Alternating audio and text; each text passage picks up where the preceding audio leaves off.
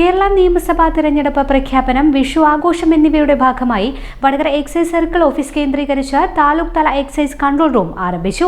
പൊതുജനങ്ങൾക്ക് വ്യാജമദ്യം, മദ്യവിൽപ്പന, മയക്കുമരുന്ന് ഉപയോഗം, വിൽപ്പന, കടത്ത് എന്നിവയെക്കുറിച്ചുള്ള പരാതികൾ, രഹസ്യ വിവരങ്ങൾ എന്നിവ 0496515082, 9400069680 എന്നീ നമ്പറുകളിൽ വിളിച്ചറിയിക്കാവുന്നതാണ്.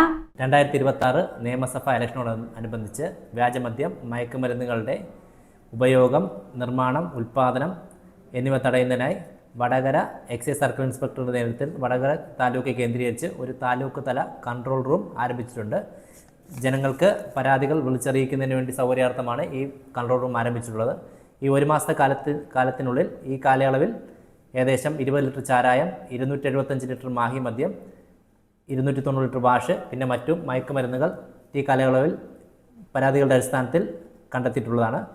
ഈ കേസുകളിൽപ്പെട്ട അബ്കാരി കേസുകളിൽപ്പെട്ട 13ഓളം പ്രതികൾ ഇപ്പോൾ റിമാൻഡിൽ കഴിയുകയാണ്.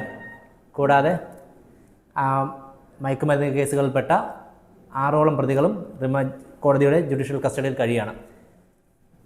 ജനങ്ങൾക്ക് പരാതി അറിയിക്കാനുള്ള നമ്പർ 0496251508, മൊബൈൽ നമ്പർ 9400069680. ഇതുപോലെ നല്ല സുന്ദരിയായിരിക്കണം. അപ്പോ കല്യാണ പെണ്ണോ? അത് ചിറ്റപ്പന്റെ ഇഷ്ടം. ഇത് മതിയോ? ചിറ്റപ്പ. പാർക്കോ ഗോൾഡ് ആൻഡ് ഡയമണ്ട്സ്,